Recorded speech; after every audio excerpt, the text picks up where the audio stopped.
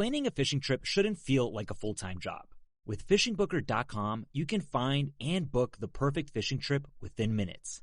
FishingBooker.com connects you with trusted fishing captains around the world. Booking is fast, easy, and secure, with access to verified customer reviews, loyalty rewards, and around-the-clock customer support. Everything you need to book with confidence is in one place. So head to FishingBooker.com and start planning your next fishing adventure today. Every rep starts the same. Your limits are real, but so is your potential. New unrestricted power training gear from Lululemon, built with our most powerful fabric. Every push is supported, so you can drive through the hardest presses. Every squat and lift, unrestricted, flexing and stretching for max range of motion. In the gym, you don't know what you're truly capable of yet. Get into unrestricted power and find out. Now online at Lululemon.com.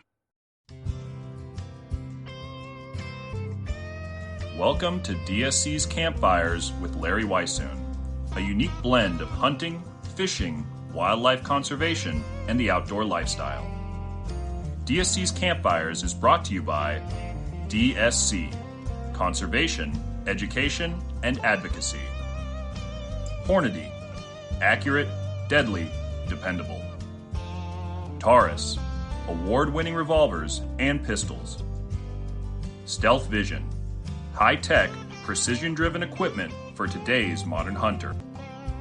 Red 55 Winery, signature wines from Emmy Award-winning country artist Miranda Lambert, owned by Rick and Beverly Lambert. And the Choctaw Hunting Lodge, home of some of the finest hunting in North America. Now, here's Larry. Ladies and gentlemen, welcome to the DSC Campfires, and tonight we're brought to you by, of all places, the Choctaw Hunting Lodge. We're here at the Choctaw Hunting Lodge, and I've been very fortunate to be invited by Mark and Brian Flaherty, who is with TenPoint, the Crossbow company that is, I've had a chance to shoot some a little bit in the past, but also for the first time got to shoot something here on the Choctaw Hunting Lodge. And really, Mark and I go back a long, long time ago, and I got a feeling that Brian and I are going to go back a long time ago in the future as well, too. So, gentlemen, welcome to the podcast. Mark, tell me a little bit about this guy that we're here with. So, Brian is the marketing director over at TenPoint, and he has been with the company, I believe, since he got out of college. And he had been lifelong friends with the Bednars. Right. And as a matter of fact, the current CEO, Phil Bednar, Brian and Phil have been lifelong friends. So I've been with TenPoint for probably over 12. I don't want to age myself, but go ahead and age yourself. Somewhere around 25 years, give or take a little bit. I've known Rick since he literally started TenPoint.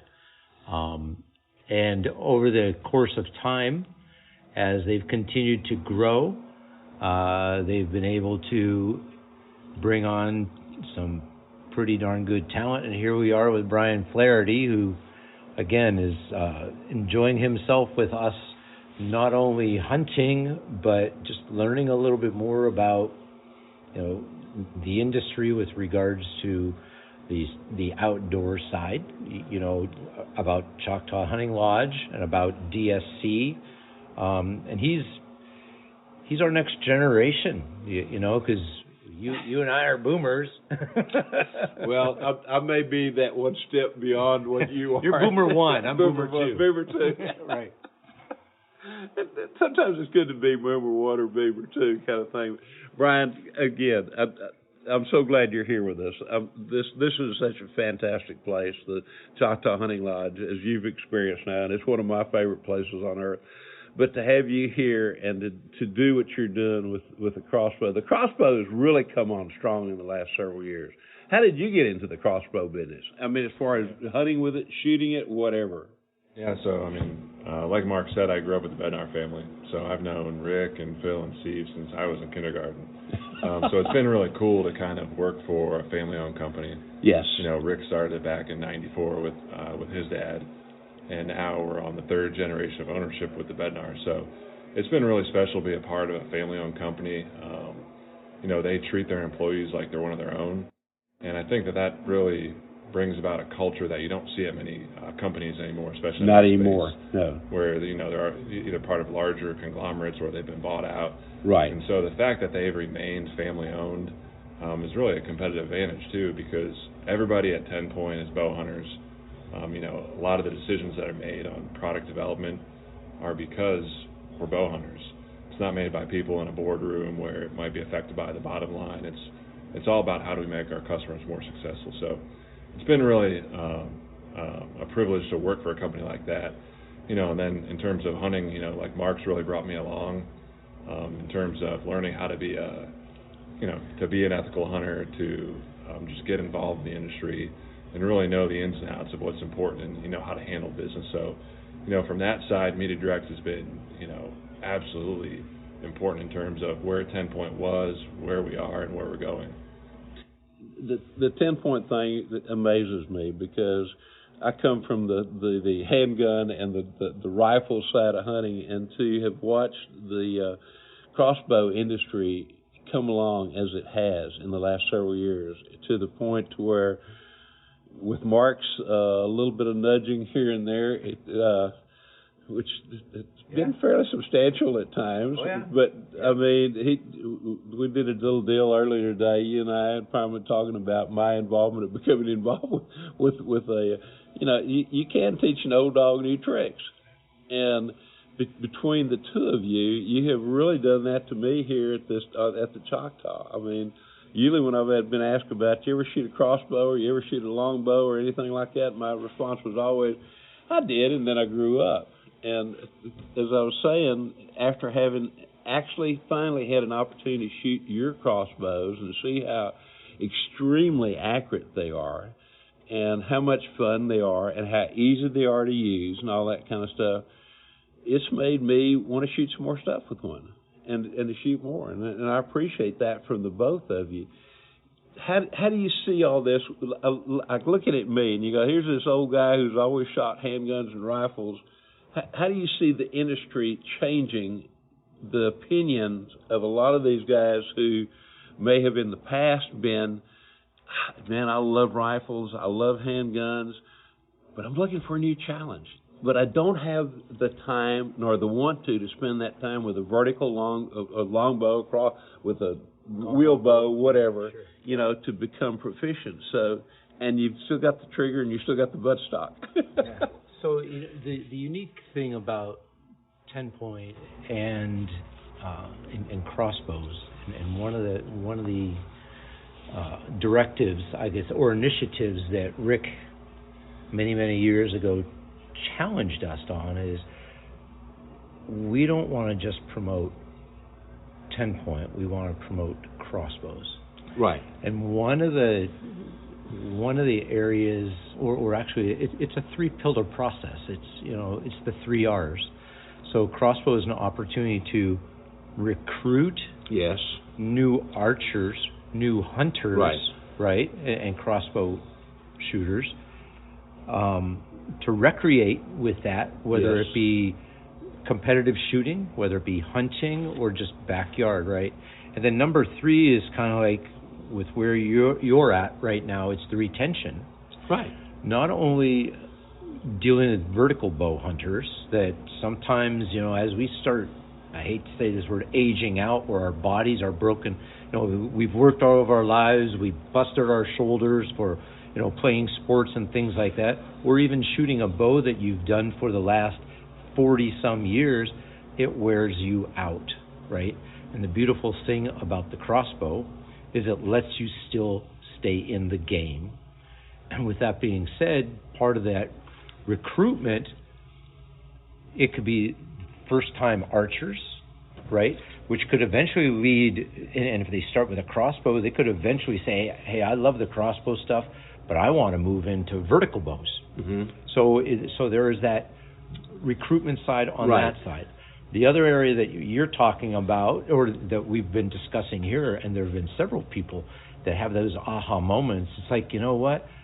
I have used a rifle for so many things, and now it's like, what's next? How can I expand my experiences and make on this the hunting more fun season again, among absolutely, other things, right? Absolutely, and that's where the crossbow comes in, because there are some similarities, with regards to, yes, it has a stock, yes, it has a trigger, right?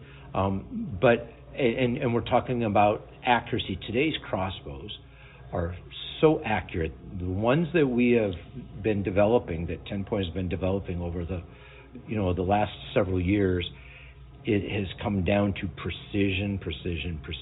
It's like a fine rifle, right? That when you're shooting these, and they're so accurate and they're so repeatable, right? And that's what we look when we're hand loading our ammunition. We're running a chronograph. It's like we want our ammo. This is what our bullet is shooting. This is the extreme spread on. This is my standard deviation.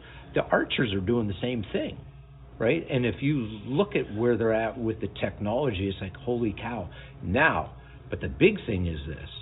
The big thing is you still have to stay within a certain distance of shooting, and that's part of that purity of the archery, right? The 40 yards and under is still the archer's sport, whether it be a vertical bow or a crossbow. We just try to stay in a very ethical range, and just like shooting a rifle or even archery vertical bow, we might practice at 60, 70, 80, 100 yards, right? Competitive archers, recurve dudes are shooting, 90 meters or 70 meters, but they don't hunt at that.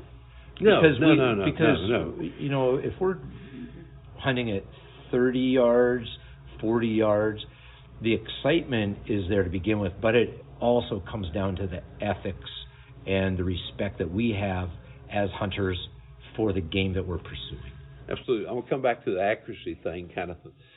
You said you graciously had these guys send me a crossbow to do a bear hunt that I did not get to do this past year because of some health issues here on the Choctaw. The one thing I learned about the repeatability of accuracy is the first two times I shot it, where I was shooting at about 25 to 30 yards, the old Robin Hood of shooting the target, and guess what? I destroyed the first bolt with the second shot. You sent me that. And I learned that the important thing to do is set up a target, go up there, shoot that first shot, pull that bolt, and then see how close you can get to that hole. That, and you mentioned marketing. You're marketing to, and I've always been this way, to where let's increase the overall market. You've got a market share. I've got a market share, regardless of what the product is. And we may all have the same product. Sure. But the larger we can make that overall market, if your share is 30%, your share is 30%, mine's 20%, 1,000 of that, if you have 1,000 you're marketing to, that's a certain number. But if you can market to 10,000, guess what? Your market share may have changed that much, but my God, the total sales haven't changed that much. And what I'm seeing a lot too these days is, like we were kind of mentioning, is that I've shot a lot of stuff with a handgun. I've shot a lot of stuff with a rifle. I will continue doing so because I love the smell of that burnt gunpowder. Sure. But the challenge again comes with me with the handgun. I shoot a lot at 1,000 yards with a rifle. I shoot a lot at 500 and 600 yards with a pistol. That's so that when I crawl it within 20 yards of that animal, that I can precisely place that shot, kind of thing. Well, you can do the same thing with a bow. You're from what I've seen, your crossbows are extremely accurate at 100 yards. But like you mentioned, are we going to try to shoot an animal at 100 yards? Yeah, no. Especially with whitetail. When you look at a whitetail, if the speed of sound is 1,080 feet per second. Right. And a crossbow, let's say the high-end crossbows that we have, they're pushing just over 500 feet per second. Right.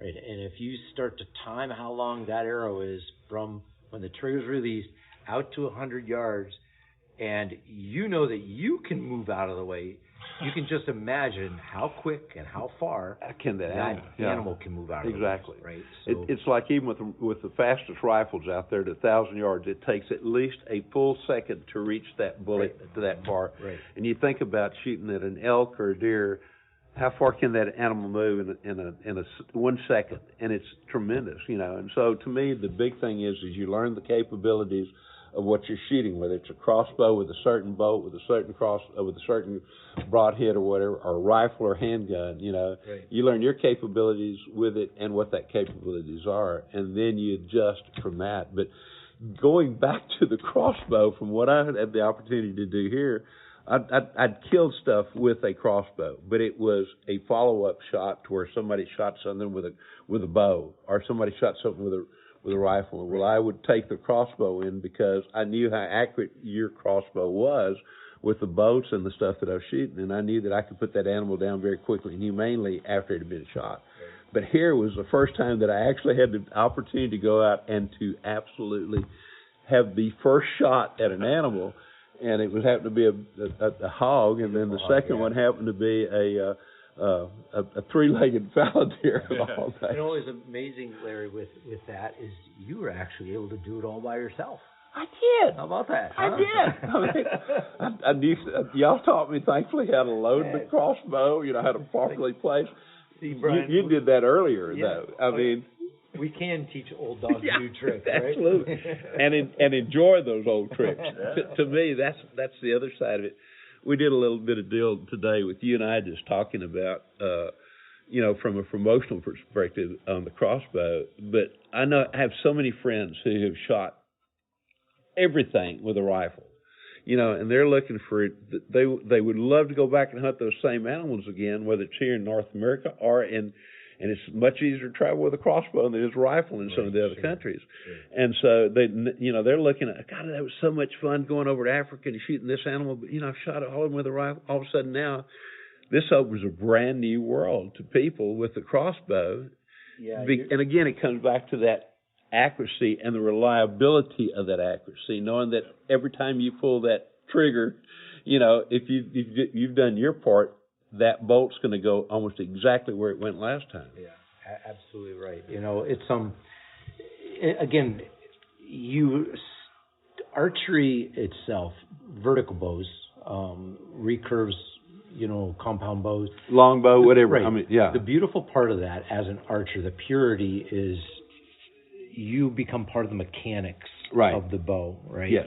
And the crossbow, it can be easier in certain areas and it can be harder in certain areas. And I can tell you, being from the Midwest and a crossbow shooter as well as a vertical bow shooter, right? I'm an opportunist. Whatever the season allows, whatever the game to pursue, that's what I do. But during that rut in that Midwest, when you have a short window, I'm going to take advantage of the scenario that I'm in, because some people, they think, oh, it's a crossbow, it's easy. Well, try handling a crossbow when you're in a tree, and when just the mechanics are different with a crossbow than that of a vertical bow. Yes, sir. So they both have their strengths and they both have their weaknesses. Yes, sir. But still, at the end of the day, when I don't get that adrenaline dump, then maybe I ought to take up golf, right? I mean, that's because you still get that. You still can get that buck fever, whether it be with a rifle, a handgun, absolutely, a compound bow, and a crossbow, just as much. Well, to me, the beauty of the crossbow is there's so many places now we can hunt with a crossbow where previously we could not during the archery season. Yeah. And I do not have the time to spend the time that I need to be that proficient with a longbow. I mean, I'm talking about as opposed to a crossbow. Right. And I'm so used to, over the years of being a rifle hunter, of having the buttstock with the optics that we have, with the scopes that you have right now, and with the lit reticle, which is phenomenal as far as I'm concerned. This afternoon, I had some animals come in so late that still legal shooting time. Had it not been for the lit reticle that you guys have in those optics, I wouldn't have been able to. Now, as it was, had it been an animal I wanted to take, I could have easily taken that animal because your optics were bright enough, but I could not see the black the black lines, if you will, the stadia points of 20, 30, 40, 50, whatever the yardage was. But with that, I could have easily still have taken that animal during legal shooting time that otherwise I would not have been able to take. And you had the confidence. I had the confidence. And so that's where with Brian's a good example because, he's a dad. He has a couple of kids that are running around all the time. He has his 40-plus hour work week, and then he's also involved in extracurricular activities, and he wants to be in the field, and I think you can probably explain it best. How many hours a day do you not have? Well, I think that's a good way to start it, yes. Yeah, and I think that's one of the cool things from working at TenPoint is that we've always viewed the crossbow as another tool in your equipment bag. I like that. So whether tool, you're right. You walk around our office and guys are talking about gun season, guys are talking about their vertical bow season, guys are talking about the crossbow. We all shoot all different kinds of equipment, right? And so we've always just preached it and talked to people about it. It's another tool. So if you're a gun hunter and you want to extend your season, here's a crossbow to extend your season from 2 weeks to 4 months. If you're a vertical bow hunter and you get to the point where time constraints, schedule constraints, you can't be out there and be efficient and ethical with a vertical bow, here's a crossbow. If it's a guy, that's getting older in age or, physical limitations that can't pull a vertical bow back, here's your crossbow. So, I just think it's all, getting back to what you said about, recruiting and retaining hunters, like all of us are a part of it, whether you're a gun hunter, you're a vertical hunter, whether you're a crossbow hunter, all three of those pieces of equipment should be working together to continue to grow the sport and grow the market. It took me a while to figure that out on the crossbow side of things, but dadgum you. They say either adapt, just like dinosaurs. You either adapt or you die. Well, right? You and I both, Mark, have been in this industry a long time, and we have learned to adapt. Absolutely. And we're in a way we're kind of chameleons over the years, of having to adapt. While we were here, we're on the Choctaw Hunting Lodge, which is a huge chunk of country. They've got a high fence property that's about 2,000 acres with exotics and things in it. This is one of my favorite places on earth, and I got a feeling y'all pretty much feel that way after having been here. Tell us a little. You came here to hunt an axis deer. Let's talk a little bit about your hunt, if you don't mind, Brian. Yeah. So, fortunately, it wasn't too long of a hunt, I guess. You were fortunate. You were really lucky, is what it amounted to. Yeah. So I was after an axis buck. Hadn't shot one before. Got in. Was it Monday now? Gosh. Monday.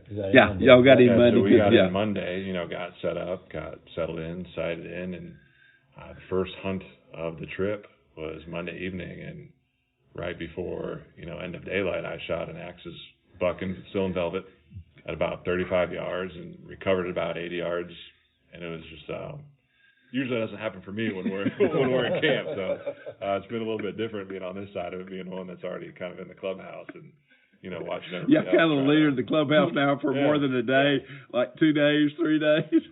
like do the dishes, would you? Yeah. So, it was just an awesome experience. It was my first velvet buck, my first axis buck. So, my wife will be excited that I got all the axis meat going back home. The thing about it is, the axis deer is such a beautiful animal to begin with, and the antlers are pretty, and you really shot from a in velvet perspective. You could not have picked a better time to shoot the buck that you did, as far as the velvet staying there and all that kind of stuff. The other side of that is they're so delicious to eat to begin with, and the fact that he's still in velvet. I've just heard that it's the best. Well, we kept trying to talk him into saying, well, you really don't. It's bad. You don't really want it. And I don't think he believed it. It's like shoe leather. Yeah, but I'll take it off your hands. But we'll take it off.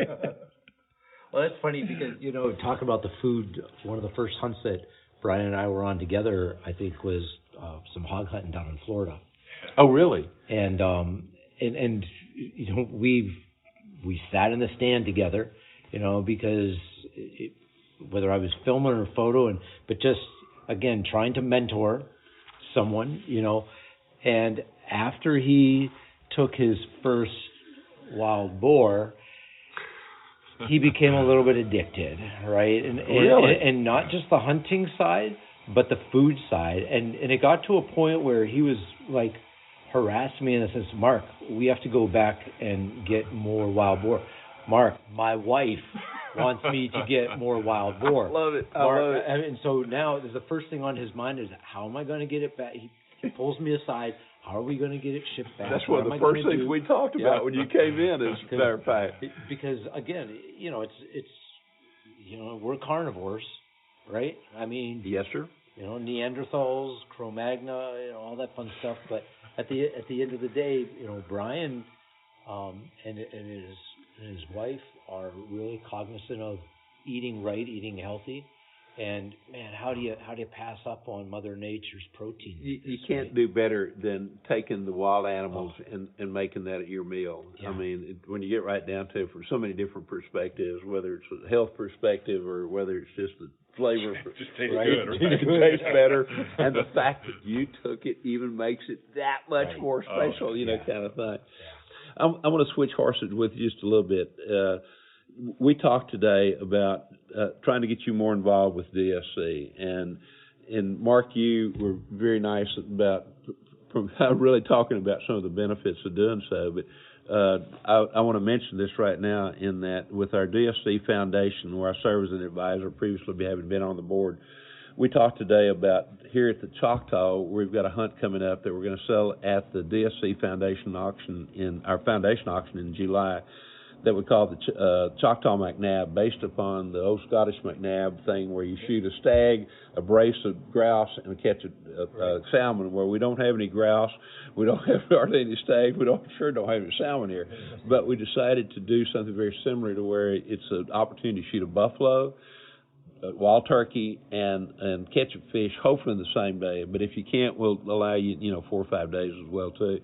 You very graciously, when we talked about it, and given somebody the opportunity to use a crossbow by donating a crossbow. And I just want to tell you how much, on behalf of DSC and DSC Foundation, I appreciate you, and how much I appreciate TenPoint, and how I'm looking forward to really blowing this thing out of the saddle and all that kind of stuff of getting more people involved in crossbow. DSC members, when you get right down to it, it's called Dallas Safari Club, but safari is just a Swahili term that meant going on an adventure, and the vast majority of our people our members probably will never hunt Africa, but they hunt everything else. And in the past, we've not had any involvement with crossbows, and to have TenPoint step up to, like you did, on behalf of DSC and the DSC Foundation, thank you so very much.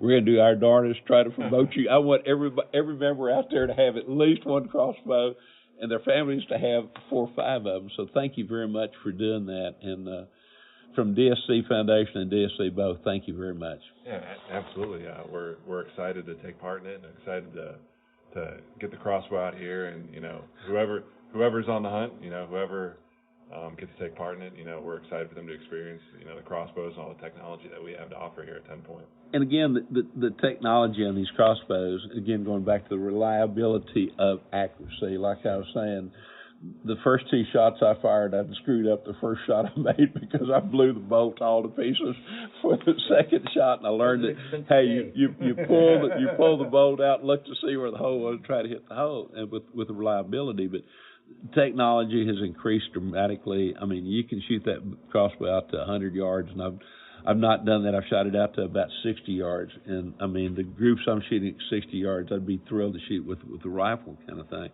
But so it's there, and again, to me, the value comes in trying to get as close as you can. That's always been a goal of mine and a lot of other people. But thank you so very much for my opportunity to be here to learn more about crossbows. I'm afraid you've got me hooked. Oh my God. You need another hobby. Yeah, well, we need you in the field more, Larry. I'm not going to get away from my handguns and my rifle, but all of a sudden, tool. I love that term, because those are all tools of the hunt. And you've given me an opportunity, because of Mark, your involvement in the past, and now spending time around you, Brian, and particularly having the opportunity to be here at this hunt, has really introduced me to how truly accurate and how truly deadly and how truly much fun and easy it is to learn about hunting and shooting a crossbow. And I'm truly appreciative of that opportunity. Thank you. Yeah, absolutely. I mean, I'm glad you're here, and you got to shoot them. You know, it's I guess I would leave it as a testament to our engineering team. You know, it's if you walk through our TenPoint factory and into the engineering wing of the factory, it's pretty amazing the investment that we make in engineering. So to be able to see, you know, people taking their first couple animals with a crossbow, and to see the excitement, to see, you know, somebody getting hooked on it and appreciating darn you the technology that comes with it, because that's what we're after. You know, that's all the hours of engineering and, you know, research and development. Like, all that is for, you know, somebody like you to come out here and appreciate it and have some success and get hooked on the sport of crossbow hunting. And you've done that to me. And the other thing I want to add to all that, it's made in America. Absolutely. It is an American-made product that we can very proudly use for so many different reasons. Yep. And right there in Mogadore, Ohio. So thank you for doing that. In 1994, it's built in America. And, you know, it's love to have you up to the factory too, if you ever want to. You know what? I'm going to surprise you one of these days. Now that I've learned a little bit more, I'm one of those. Once I've learned something, I want to learn as much as I can. So we'll be visiting about that in the future. Now, somebody is wanting to know more about crossbows. They can get in touch with me, and I'll tell them my opinion. But how do they learn more about TenPoint crossbows or the company TenPoint? Yeah, so you can go on our website, TenPointCrossbows.com, and I think the great thing about our website is we've also invested a lot of time and money in terms of instructional videos, and, you know, we have a crossbow buyer's guide on there for somebody that hasn't even thought about getting into the crossbow market. Like, where do they start in terms of cocking devices? You want the fastest bow? Do you want a medium speed bow? Do you want a really compact bow? So it kind of walks you through the different questions of how do I get into the right crossbow that I need to get started. So there's a lot of, you know, really valuable resources on there for somebody that's getting into the sport of crossbow hunting. So yeah, I mean, check those out. Follow us on social media. We're always putting stuff on there in terms of instructional videos and how-to videos. Well, I know y'all guys have been shooting a lot of video stuff here as well too, and all that's going to be there, I'm sure, and probably a whole lot more as well too. More and more. More all the time. Yeah, I know how Mark is. It's a little bit more. Now we got to do this. Okay, we got to do a little bit more here. We got to do a little bit more here. So watch for Larry on the latest episode of TenPoint Epic Fails. There are that way. But before we close this, I just want to tell people. I said if you've heard of Mark in the past, if Mark just happens to disappear, and you learn later that the hogs ate him, it will because he has figured out how to do some AI stuff that is more interesting than artificial insemination. Let's put it at that. But it's very similar in a lot of ways. So. You have to keep you old guys on your toes. and you do. And honestly, I truly appreciate that. Brian, thank you so very much for the opportunity. Again, the website, if they want to learn more, is TenPoint Crossbows. That's all spelled out. So TenPoint Crossbows.com. Fantastic. Mark, if they want to learn more about you, where would you suggest they go to? www.LarryWeishuhn.com. No, it's .net, but I will be more than happy to direct that. Point them, they can talk to you, and you know how to get a hold of them. I will. I mean, this guy, again, Mark and I go back a long, long way in a lot of different ways, but I just want to thank you again how much I truly appreciate the opportunity to have been with y'all here for this particular hunt. Hopefully this won't be the last one. And again, thank you for your involvement now with DSC. And we're going to find ways to really try to produce that into something that's really worthwhile for everybody involved. We truly, truly appreciate that. And so, again, thank y'all very much. You've got an early flight out in the morning, so we're already late in the evening. And we're going to miss you the next day or two. And Mark and I'll have a chance to talk about you behind your back while you're gone. So. Watch for those videos, too. Ladies and gentlemen, thank y'all so very much for joining us around the campfire. We look forward to seeing you right back here next week.